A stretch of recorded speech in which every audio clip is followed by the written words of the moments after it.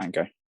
Hello, welcome to episode 16 of the Internet Podcast. Tottenham first, Arsenal 20th.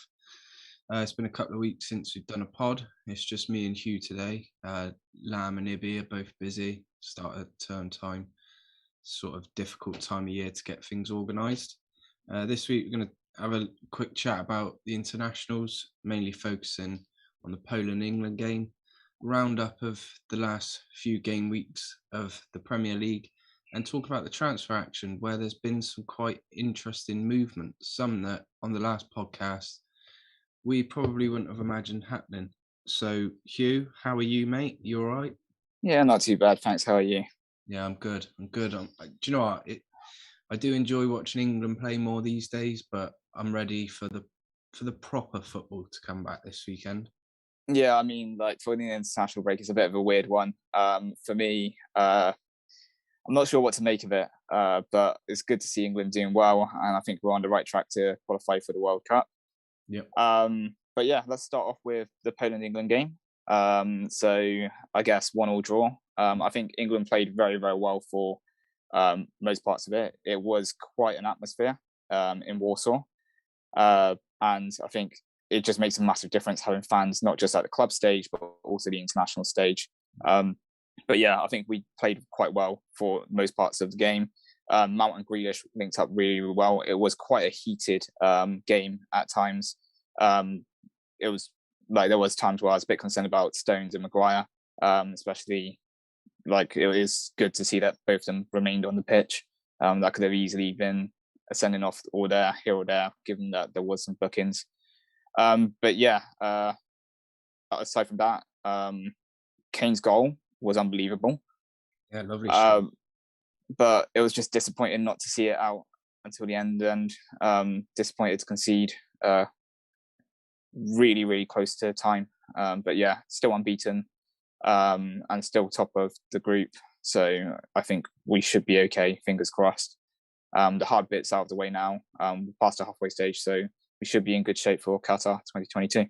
Yeah, no, I agree. I think playing any of the sort of European teams away from home, you'd sort of not take a point, but it's not a terrible result.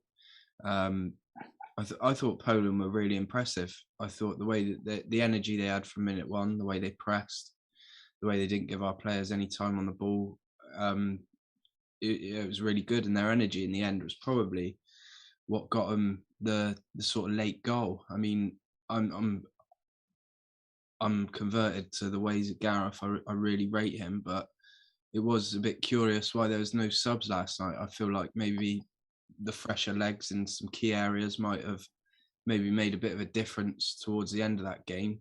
But I mean, Poland probably deserved the point. I think it was a good effort from them. Yeah, I mean, a good point that you raised about the substitutions. I'm not sure why we didn't make any subs. I just saw a comment from my friend Bill. Thanks for tuning in, and yeah, huge fan. Yeah, thanks a lot, mate. Join the club. You got loads of fans. Yeah, we'll be on to discuss about your team Chelsea shortly. But yeah, I was a bit confused, a little bit puzzled why Gareth Southgate didn't bring on any fresh legs. I mean, that could have played a part as well. But yeah, going back to what I said earlier, coming out of the international break, still top of the group, unbeaten. We may have dropped 2 points, but the hard work is more or less done now. The rest of the other teams I'm not too concerned about. And hopefully if the way that we play in the Euros and this international break, if we continue that way, I think we'll have no problems. Yeah, no, I agree. It's not as exciting as the tournaments, is it? Because you almost expect England to qualify, so it's more a case of putting up with these international breaks because you know that it leads to a tournament in the summer usually. Although it's going to be next December, isn't it? Around in the build up to Christmas, it's going to be so strange. I think having a World Cup at that time of year. It's going to be almost like another COVID season for the Premier League, where it stops halfway and then they're playing catch up the second half of the season. But we all know why it's gone to Qatar, and we won't get bogged down into the big issues of it. But it's a money thing, isn't it? Yeah, I mean, it's going to be a bit weird having the league disrupted. I mean, we're used to seeing every 2 years the African Cup of Nations happening, and we see some teams being impacted by this, notably Liverpool. But yeah, let's not go too far there. But yeah, it's going to be a bit odd having that break in between the season, and it's going to be almost as if the entire season is going to be played in two halves. The first half of the season is going to be crucial to get all those points accumulated up to the World Cup, and then afterwards, I don't know if we're going to have a winter break, but in terms of what to expect, I'm not exactly sure what to expect because I don't think we'll have. Well, I don't think we've ever experienced this kind of break across all international teams, not just the African teams. Yeah, yeah, and I mean, obviously, one of the best things about the Premier League is we've got players from all over the world playing in our league. So yeah, I suppose it's just kind of the price you pay, isn't it? But Yeah, I wanted to quickly talk about Kane, and obviously Kane's already scored a fair few goals for England, and um, he's going to score more. I can't remember how many off of Rooney he is for the all-time record scorer. I think might only be like 6 or 7, maybe. I don't know. All I know is that if Kane keeps going at this rate, he's going to end up with around 70, 80 goals for England. And that is going to be one hell of a target for someone to chase down in the future. yeah, but I think that shows the quality of Harry Kane in himself, and that's probably why he was in the media a lot, being talked about in the papers, going to a team bigger than Spurs, supposedly. Yeah.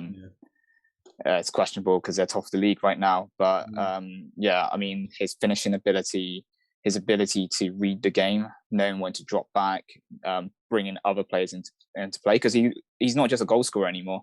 He's able to bring in other players, and notably the link up between him and Son Heung-min at Spurs. He's not just delivering goals; he's also providing assists.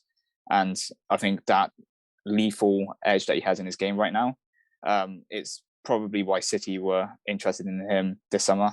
And I'm pretty sure that even though he's staying at Tottenham this season, it's probably going to come around next season, and we're going to have the whole Jadon Sancho-esque style transfer rumor mill once again. But yeah, he's always going to be a positive for England.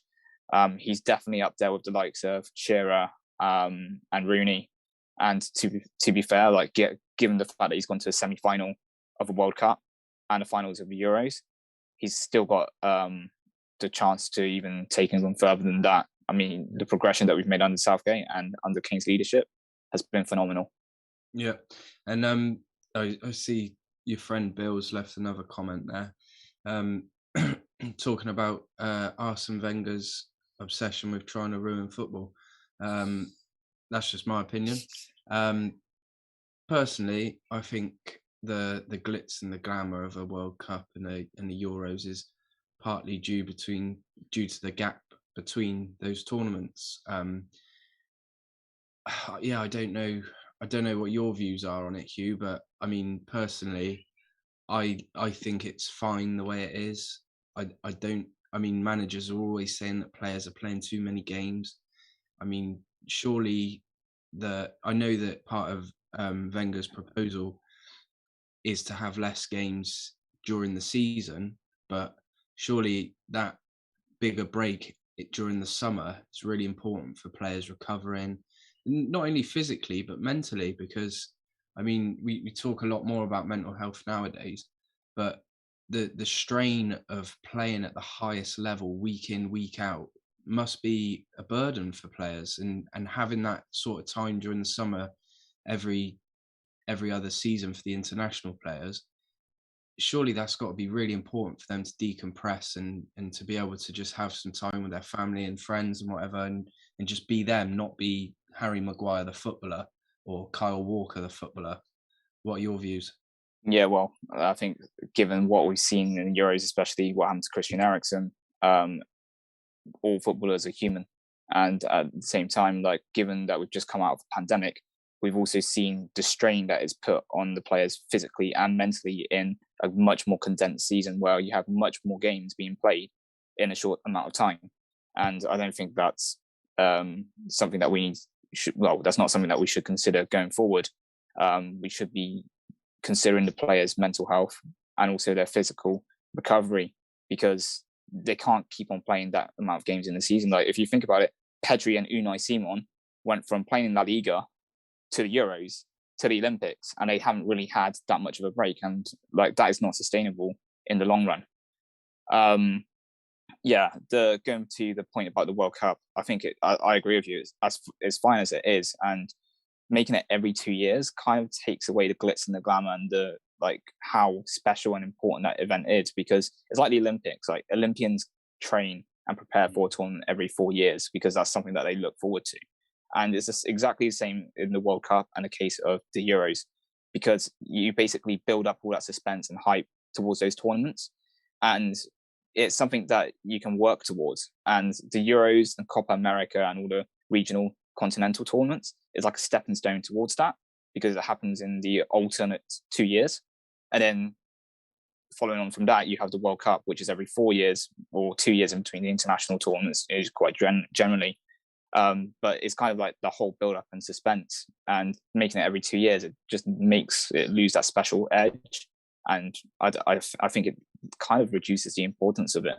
Yeah, it just dilutes the sort of prestige of it, doesn't it? Yeah, definitely. Because I mean, in a player's career, if they're lucky, they'll get to play in 3 World Cups, and all of a sudden, if that becomes 6, I mean, obviously, it's great for that. I'm like, no, I don't think it is. It just dilutes it. I don't like the idea of it. In football, there's so many things that could be addressed and improved. I just don't think that is one of the things that needs a radical change.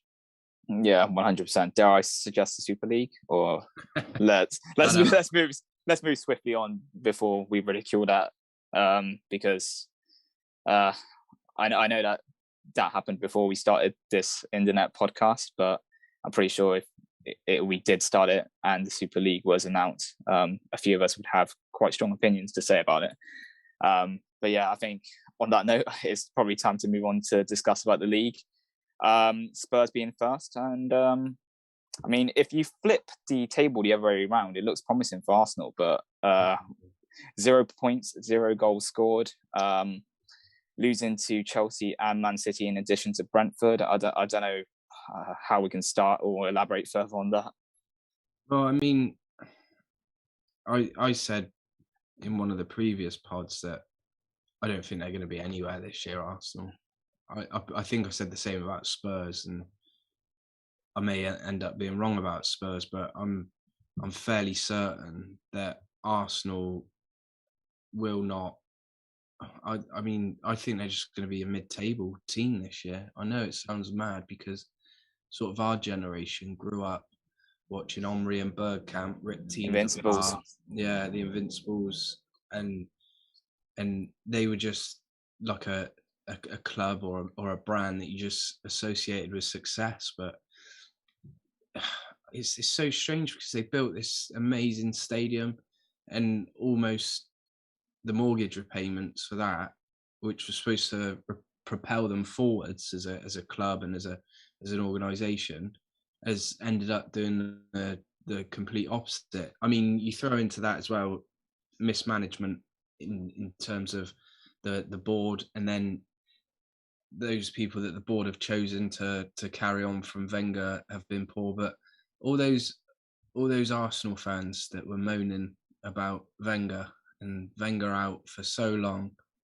because they didn't want to be a team that were just trying to finish in the top 4, it just goes to show what a sterling job Wenger was doing by actually being able to compete. All right, okay, there was no real sustained title challenge for a while, but just to be up there with the other teams, what a job he was doing under what now you can see as difficult circumstances. Yeah, I totally agree with you. I was going to mention about the signings, but I guess we'll have a quick catch up on the transfers later on in the podcast. But yeah, they've got 2 important games coming up now. They have Norwich this weekend, and then Burnley. And then after that, it's the North London derby.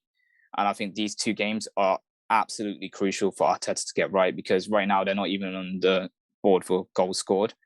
They have made a few signings, as I mentioned briefly, but are they going to come in straight away and provide impact? I know Odegaard did score in the League Cup, an absolutely amazing goal. But yeah, it's a difficult circumstances, as you said, and I don't know where Arsenal go from here. I'm gonna stick my neck out, right? Arsenal got Norwich and Burnley in the next 2 games. I'm gonna predict that they'll still be winless after them too. You think that they won't even beat Norwich or Burnley? Yeah, I think Arsenal are so weak at the back. The way Norwich play, I could see that being a 2-2, 3-3 kind of game. Because I think Arsenal will score with some of the attacking players that they've got, and then Burnley are just all wrong for Arsenal. Like they are just a complete nightmare for Arsenal to play against. I think because I think Arsenal are a soft, weak team that sort of don't roll with the punches like some of the other teams do. And I think it'll take a couple of early tough challenges, maybe a referee decision going the other way. And I could just see, I could well look like a right idiot by the next pod and they've beaten Norwich 6-0 or something. But I could honestly see Arsenal still not winning in the next 2 games. I think it's interesting what you said about Burnley there, because if we go back to the Chelsea game where they lost 2-0, Pablo Mari got absolutely bulldozed by Romelu Lukaku. Yeah. And if you think about players like Ashley Barnes or Chris Wood, who are very physically demanding players, who show their presence up top, especially for Burnley side, who are quite physical as well. Yeah, it's going to be challenging for them. And yeah, there are not going to be any pushovers. Well, no Premier League game are pushovers. Let's be clear about that. Look at what Brentford did on the opening week.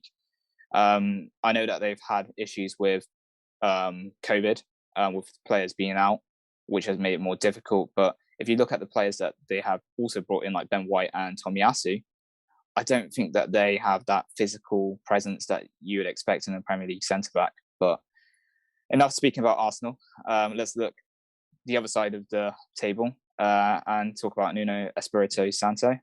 Tottenham, unfashionable, but ultimately 9 points on the board, 3 wins out of 3, scraping 1-0 victories, but they're doing the job right, as it shows so far.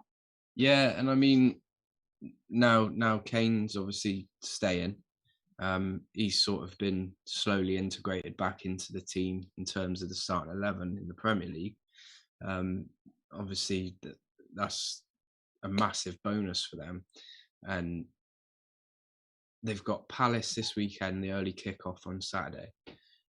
And although Palace, was it against West Ham they came back most recently? I think it was. Palace, wasn't it? I think it was 2-2. Yes, 2-2. Other than that, you're right. They'd lost both their games, but I honestly, I'm quietly impressed with Spurs. Really like Nuno at Wolves. The last season was a bit stale. They missed Jimenez, and yeah, maybe he'd just sort of run his course there. But they played a really good brand of football in the Championship before they come up to the Premier League, and then just sort of went strength to strength. I think it probably wasn't the manager that Spurs fans would have been sort of clamoring for in terms of profile and past achievements, but what they've got with Nuno is a real safe set of hands, and in sort of his approach to the players as human beings, he couldn't be further away from Jose Mourinho, and he's fairly similar to sort of Pochettino, I think, in the way that he really gets the players on side with him. And yeah, I think it may well turn out to be a shrewd appointment, even though he was like the 35th choice manager that they approached. But I mean, that may end up being a blessing for Spurs. Yeah, I think the one thing that he has made Spurs is that they're now a team that are very, very difficult to be beaten. They're very, very defensively solid. I know people were complaining about Jose's approach and how he is playing football and how he set up Tottenham. I don't think there's going to be much change under Nuno, but if he grinds out the results and when Kane's backfiring now that he's committed to staying. Yeah, anything can happen. I mean, then they also have Palace this weekend as well. Palace, obviously, a team that have a lot to prove. They have made a few signings since our last podcast. But yeah, I think the real test will be happening next weekend when they play Chelsea, because Chelsea is probably going to be their biggest challenge so far. I think, let's be honest with them, the first game against Man City, I don't think Man City were firing on all cylinders, and Son, a moment of brilliance from Son basically unlocked the City defence. The second game, Dele Alli scored a penalty, and then in the last game, Son basically had a bit of luck where he basically floated in the free kick, went past everyone and into the net. So yeah, not exactly sure if they've been properly tested yet, even though they had City in the first game. I think Chelsea will be the first real challenge for them, in my opinion. Wolves were unlucky against them. We'll come to that shortly. Watford, they had some luck as well. I agree. It's interesting. Sort of, there's one game from this weekend that springs out to me, and I would love to be able to watch it, and that's Brentford-Brighton. I just think that'd be such a pleasing on the eye game to watch. I mean, it's Graham Potter. 0-0 now, isn't it? Well, don't jinx it too far, but Graham Potter, amazing manager. He's done so well everywhere he's been. Considering that he's had quite a journey, going to Sweden, managing out there, and then coming back in the Championship, and now doing quite well with Brighton in the Premier League. And Thomas Frank, like, you cannot fault the way that he wants to play football. It's amazing what he's been doing at Brentford. They finally got it into the big time, and then showing that there are no real pushovers as well, which is really refreshing to see. And it's nice to see the Brentford Community Stadium with all those fans, like a brand new stadium, fans coming back in and seeing their team in the Premier League. And Ivan Toney is starting to show that he is Premier League quality. Yeah, no, he's a good player. He's a beast. Should we move from one West London club to another? So I'd like to talk about Chelsea. And yeah, I mean, I know they beat Arsenal 2-0. I did mention about Romelu Lukaku basically embarrassing Pablo Mari in the Arsenal game, but Reece James, what a strike there. And then, yeah, I was at the Liverpool-Chelsea game, not last weekend, but the weekend before. Obviously, a red card. Sorry. A red card there probably changed the game, but second half they came out. Tuchel set up his team defensively, and Liverpool couldn't break them down. Really, really solid, organised second half from Chelsea. Sorry, quickly on Liverpool. I know it's only 3 games so far, but Harvey Elliott has just slipped into that team, and he just looks like he's been there for years. I honestly think he is an absolute class prospect. And I mean, can you imagine in 2 or 3 years him and Foden in the same England team? It's just mouthwatering, the idea of it. And for a young sort of English player, he just looks so composed on the ball, and he's just slotted into that central midfield, which isn't the position he was playing on loan at Blackburn last season. He was playing out wide. So it just shows his versatility. He's got a lovely left foot, but he can play literally anywhere.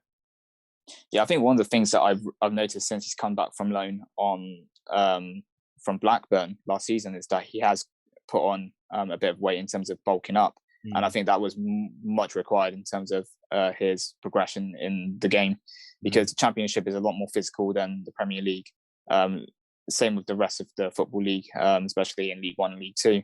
And getting that experience in Blackburn has definitely helped that. He's slotted in. He's shown he's a confident lad who can just basically slot in and basically isn't afraid of being amongst the likes of Salah, Mane, Thiago, Henderson, all these players. He thinks, they might be world class, but he's not actually being afraid to basically try and claim his place in the team. And also, like, in the Burnley game, he did set up a goal, albeit offside, but he's very, very clever, very technical, and he's got still a lot to learn in the game, but he's shown really positive signs. And this probably is the reason why Klopp hasn't gone out and signed another centre midfielder when Wijnaldum's contract ran out. But yeah, it's a bit of a risky move from Klopp for sure. But Harvey Elliott is definitely stepping up to the test and the challenge of the Premier League, and I hope that his progression continues, because like, what a talent we have on our hands. And he does give me a bit of Coutinho vibes in the way that he likes to take players on. His left foot can be quite deadly. He's able to pick out passes and lovely balance as well. Yeah, I know he's made a few mistakes in the Chelsea and Burnley game, but you've got to expect that from him, because he's not even 20 yet, and he's playing in the first team of the Premier League, and possibly will get some run-outs in the Champions League as well. Yeah, no, he's a really exciting talent. But going back to the game, obviously we say how resolute Chelsea were in the second half with the 10 men. What did you think of the red card? It's one of those rules, isn't it, where it sort of splits opinion quite strongly. Well, it's denying a goal-scoring opportunity, so I will go out and say that it was a penalty. No shadow of a doubt about that. I think VAR was brought in and the referee made the right call. The red card, in my opinion, was slightly harsh, because even though he moved his hand towards the ball, like, what can you do in that situation? It's like damned if you do, damned if you don't, right? And at the end of the day, like, the decision went Liverpool's way. It was incredibly harsh, but ultimately it did have an impact on the game, which is Chelsea fans will probably take this and think that it's 10 men, got 1-1 result, good draw away from home against a difficult side.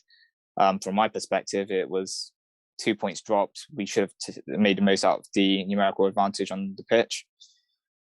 Yeah, it was disappointing. And then, like, at 90th minutes, seeing everyone leave the stands and hearing all the Chelsea fans singing, "We got what we want, we got what we want." Like, it's just like, oh, whatever. And also the whole Champions of Europe stuff. But you know what? They're deserved European champions. They're deserved Super Cup winners. They've shown how resolute they are. And as I said about Tottenham versus Chelsea, where I think that's going to be the biggest game, the biggest test with Nuno so far. That's where I think Chelsea will be. They're going to be there or thereabouts. And they're probably, I would even say that they're favourites, actually. What, for the Premier League? Well, yeah, right now, looking at the signings that they've made and the team that they have, yeah, for sure. Nah, not for me. I think they're going to be dangerous. But I think Liverpool will win it. I do. I really do. That hinges on players staying fit, which is a big thing to say, really, because over the course of the season, you're bound to get injuries, but it's whether those are 2-3 weeks or 2-3 months, which obviously they were really unlucky with last year. If they sort of get the rub of the green with injuries to important players this season, then there's no reason why Liverpool, in my opinion, shouldn't be right up there in toe to toe.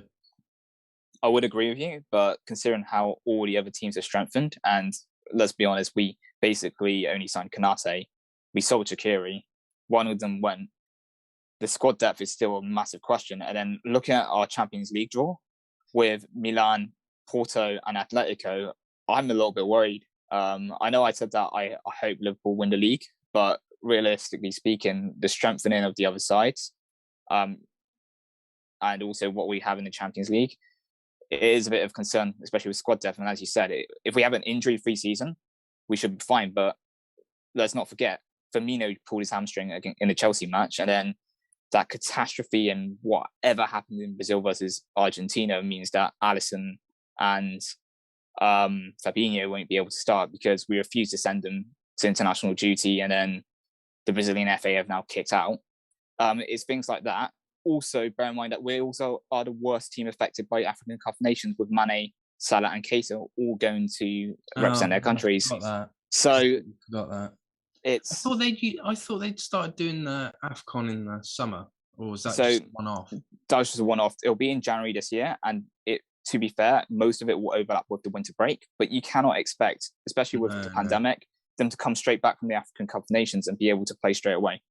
Recovery and also the whole quarantine and COVID protocols probably means that it's going to disrupt the season. So I'm really concerned if putting everything into perspective. Do you know what I find most concerned about Liverpool is how different Klopp looks without glasses? To be honest. Oh God, yeah! Don't even don't even mention that. I didn't even recognize him when I was there. I was like, "Is that Thought he'd Klopp?" sent one of the assistants up for the post-match interview. Jeez, It's yeah, strange, isn't it? How people, yeah.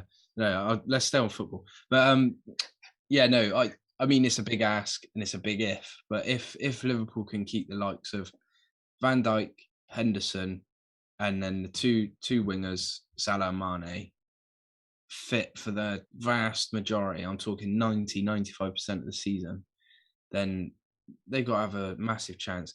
I think City failing to get Harry Kane might be sort of the undoing of them, because I know Ferran Torres has had a really good start to the season playing in that false nine position, but you know what the Premier League's like. Sometimes you just need that bloke to get on the end of a cross, or to just bit like Kane's goal the other night, where he just picks it up 35 yards out and he just has a dig.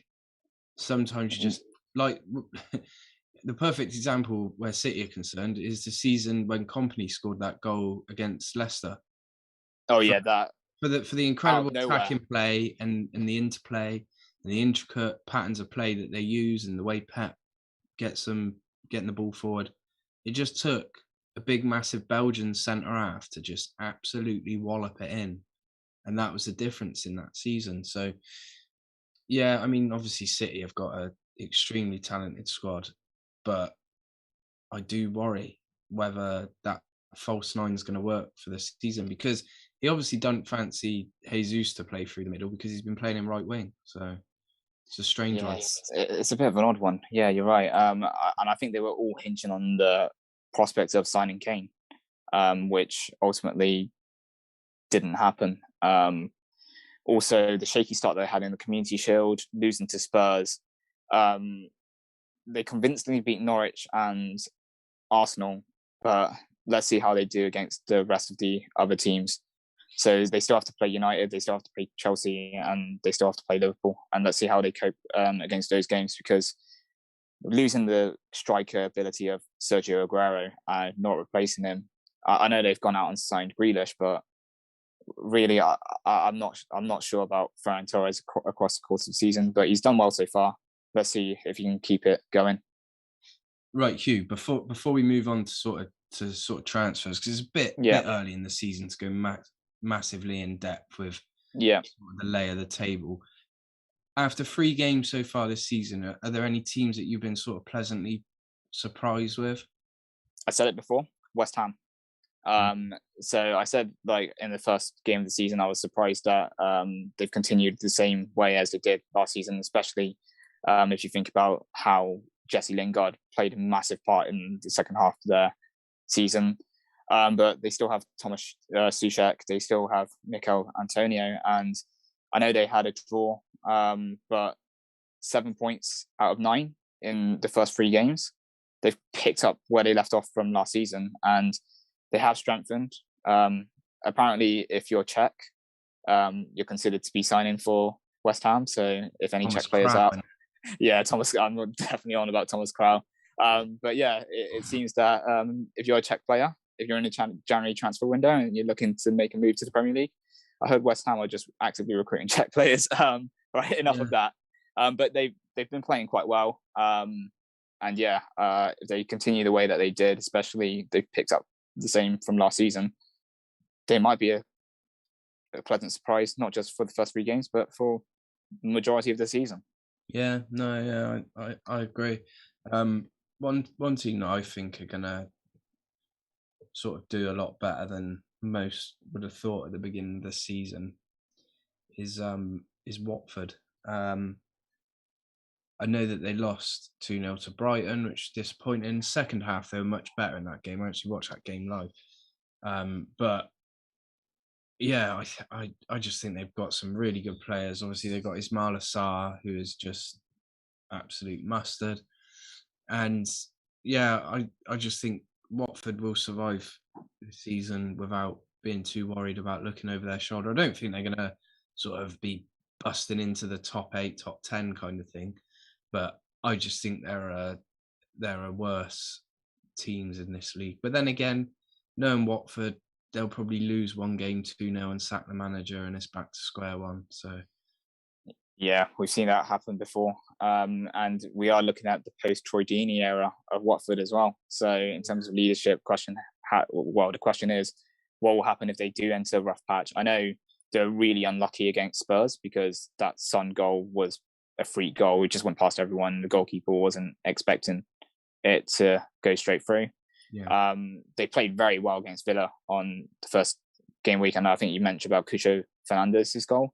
And yeah, it's one of those blowing hot or cold air for the way that I would describe Watford. If they do well and they continue to be steady, I think they've got no problems of surviving. It's what happens if they start losing 2 or 3-0 successive games, and how do they recover from that? yeah, no, I agree. Right, so the big sort of story in the world of transfers is Bristol City signing George Tanner from Carlisle United for a fee believed to be around £300,000. No, of course, it is the return of Cristiano Ronaldo to Man United. It looked 24 hours before it was announced like he was going to be a Man City player. You probably disagree. I mean, in a lose-lose situation wherever he went, really, for you, Hugh, but I'm so pleased he went to Man United and not Man City, because it would have been so boring. Man City getting him solves all their problems, and also it would have probably destroyed his legacy with the United fans. But it's take your Liverpool hat off for a minute, Hugh.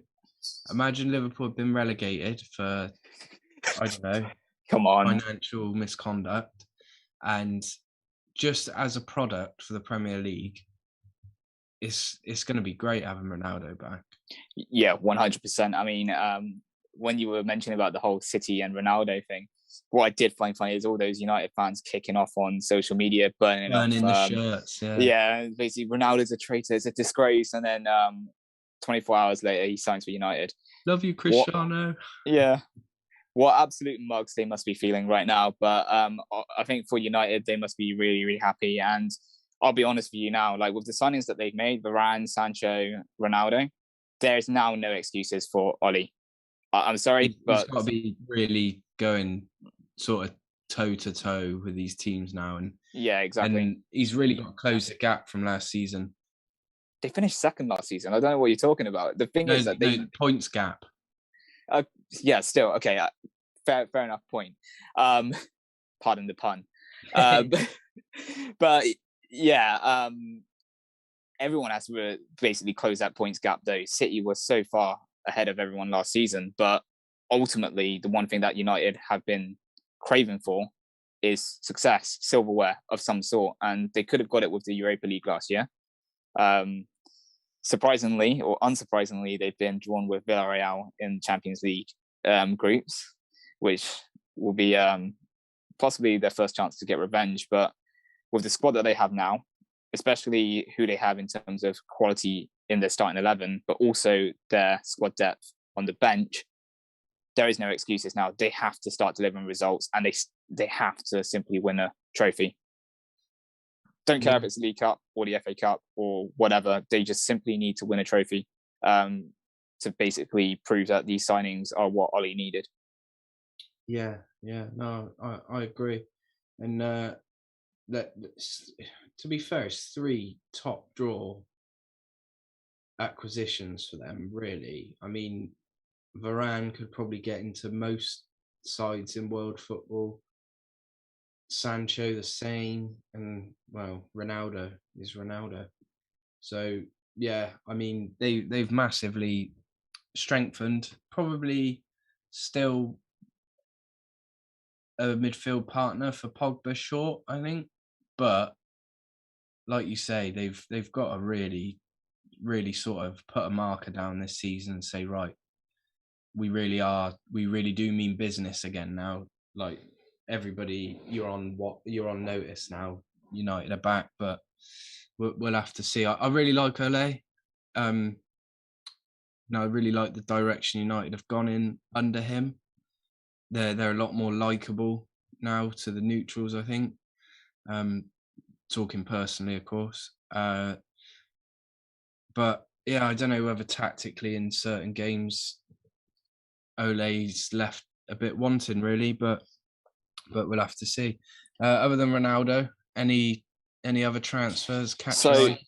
So yeah, the one other signing. So as Ronaldo's come in, Daniel James has obviously departed to Leeds United. But before I even discuss about or open a discussion about Daniel James, the one thing I want to raise a question is with regards to the likes of Mason Greenwood, Marcus Rashford, even Jesse Lingard, who's just returned from loan.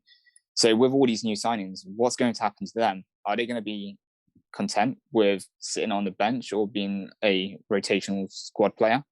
And then I think a lot of United fans have also been complaining about the fact that they have Fred in CDM. They would have liked to get a defensive midfielder to partner McTominay, just to throw out a name as an example. I still feel like United fans probably think that they're one or two signings away from challenging for silverware, but ultimately I don't think that's any excuse anymore. They've got the signings that they need in terms of world-class players in top positions or important positions. They now need to go and win something. Yeah, completely agree. Anyone else caught your eye here? So Daniel James being one. Be surprised. It'll be interesting to see where he will play in terms of Leeds. But hopefully he can play a part alongside Rafinha, who I think is probably Leeds' most important player alongside Calvin Phillips. Arsenal, Tomiyasu join in, Japanese defender. Everyone on social media claiming that he can play right back when I think in the Serie A I've seen him play centre back most of the time. So I'm not sure about his credentials playing right back, but a defensive signing that Arsenal desperately need. But is he going to be built for the Premier League? Like, I think, for example, Christian Romero for Spurs looks like an absolute beast. And I think given time, he will settle into the Premier League. But the signings of like Ben White and Tomiyasu, for example, when you're playing as Pablo Mari showed, a big strike against the likes of Romelu Lukaku, how will they handle that? That's still up for question. But other than that, Martin Odegaard rejoining permanently as well. That's a massive boost for Arsenal. And I know we're talking about Arsenal a lot in this episode, but considering that they're 20th, and I believe they spent, is it over 150 million pounds? They've certainly got the highest net spend, haven't they? Yeah. Yeah. Results have to be results. They've spent a lot, but like they've bought Ramsdale for 30 million, who's going to be a backup. It's not going to displace Leno. They just seem to have done a lot of padding out of the squad. I mean, Odegaard's a great signing. Tomiyasu, I know nothing about. I won't lie to you and say I've watched him play. I really haven't. Ben White, I honestly think the £50 million, if that was like 35 million quid, people wouldn't be saying anything. It's the fact that it's that juicy round number, 50 million quid. I think he's a really good defender, but for that money, yeah, I don't know. Time will tell, but I honestly do think he is a very, very good Premier League centre half. Yeah, there's 3 more signings actually that have caught my eye. So Saul Niguez, the Atletico midfielder, a very good squad player. Loan signing for Chelsea, very good squad player. I was surprised because I believe that the loan fee is 5 million. Why any other squad like United, even Liverpool, given that we lost Wijnaldum, didn't go for him? Wages is obviously a question, but for them to get a Spanish international for that little money for a season, I know that they probably have an option to buy, but and I bet he's on a few quid as well. Yeah, geez, like think about it this way: they've got Jorginho, Kovacic, Kante, and now they've got Saul. Like, they've got world-class players to replace each one of them in any order in that 11, that in the midfield. That is quite frightening. And that's another reason why I think Chelsea will be probably the favourites. They've got so much squad depth. The other one is Otunedua, who's been very, very good for Celtic across the border in Scotland. Palace desperately need signings, and they've gone a bit crazy with the numbers, but that was inevitable given how many players they released. It'll be interesting to see how he does in the Premier League, especially it's a tougher league in general, and Palace are going through a bit of a rebuild. And the third one is I don't remember if you remember from school, but there was this movie called Goal that came out. Santiago Munoz at Tanuka. Yeah. It's almost like, hold on, that name sounds familiar, albeit with a spelling. Because it's Santiago Nunez in the film. It's Munoz in the film. Yeah, it's Munoz. But yeah, that probably doesn't catch my eye in terms of it, like, star quality signing and whatnot, in terms of ability, because just from the name itself, it's like, it's a nice bit of nostalgia. Yeah, we're showing our age here a little bit. Yeah. I think that's all sort of the important things raised. I mean, there's just a quick scan through the fixtures for the weekend: Palace, Tottenham, Arsenal, Norwich, Brentford, Brighton, Leicester, Man City. That could be a tasty game. Man United, Newcastle, nice easy one for Ronaldo to get started with. Southampton, West Ham, Watford, Wolves, Chelsea, Villa. And then on Sunday, we've got Leeds, Liverpool. Is there a game on Monday? Everton, Burnley. Anything jumping off the page for you there, Hugh? Very quickly. Not particularly. I think Leicester, Man City is obviously a one to watch, because Leicester, I know they got absolutely annihilated by West Ham, even though Jose Perez did get sent off.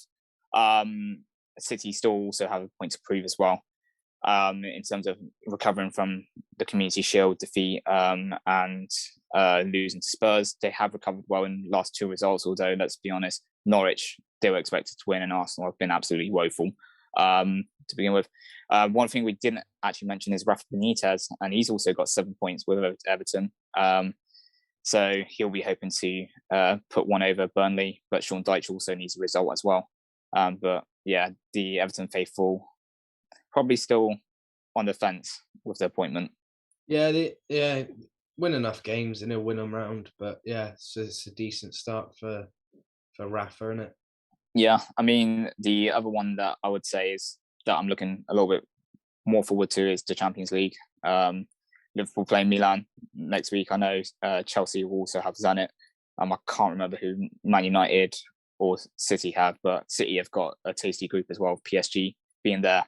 And let's be honest, United have quite a fairly easy group compared to the likes of the others. Yeah, no, I'll just let you know they've got Man United and Villarreal. Got Young Boys. Yeah, Young Boys first game week in the Champions League.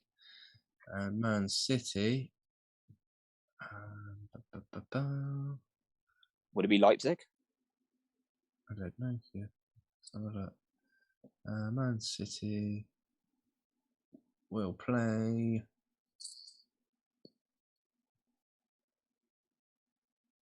Was it Bruges? Oh, well done, Hugh. Leipzig. Yeah. Yeah. So yeah, good round of fixtures really for the British teams, English team. I mean, some people are happier with the groups than others, but we'll leave it as that. That's a point of discussion for the next episode. Yeah. Right, do you want to do your thing?